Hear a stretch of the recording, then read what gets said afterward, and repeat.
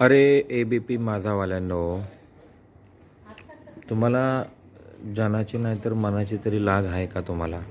हां, लाज आहे तुम्हाला जनाची नाही तर मनाची तरी? हां, हे काय लिहिलं आहे?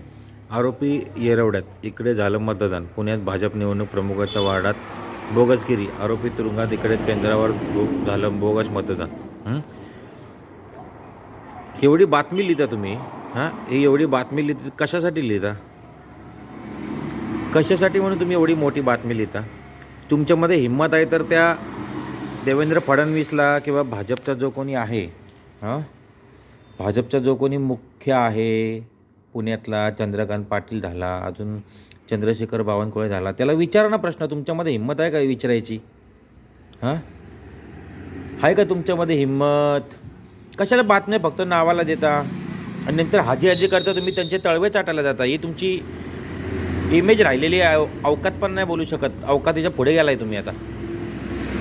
अवकातीच्या तुम्ही पुढे गेलाय. ही तुमची इमेज राहिली आहे की तुम्ही, हे बघा, हे पायातली चप्पल आहे माझ्या, दिसलं का? मी तर ह्याच्याजवळ पण उभा नाही करणार कुठल्या न्यूजवाल्याला.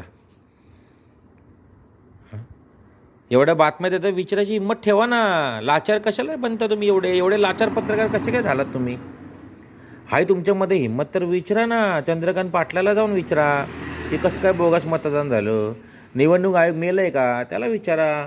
आरोपी तिकडं जेलमध्ये बंद आहे, मग इथं केंद्रावर कसं काय त्याचं मतदान झालं? हाय ना जनाची नाही तर मनाची लाज असेल ना तर विचारा.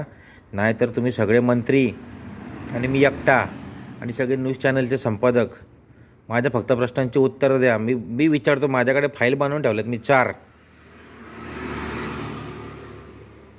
माझ्याकडे 4 फाईल बनवून ठेवल्या आहेत. पहिले तर राजीव खांडेकरला आणि देवेंद्र फडणवीसला माझा प्रश्न असेल की जेव्हा तुम्ही 70,000 कोटींच्या सिंचन घोटाळ्याची बैलगाडीवर पुरावे आणले होते तुम्ही दाखवून टीव्हीमध्ये बोंब मारून, मग ते आता तुम्ही देवेंद्र फडणवीसला का नाही विचारत? हे पुरावे कुठे गेले? नष्ट झाले का? जाळले गेले? अरे एवढी लाचारगिरी करू नका रे. एवढे लाचार बनू नका तुम्ही पत्रकार. किती लाचारगिरी करणार अजून सांगा मला? त्यांच्या घरची जाऊन भांडी घासा आता. फक्त एवढीच राहिले तुमची, बाकी काय राहिली नाही आहे. सोडून द्या नोकऱ्या. लाचार.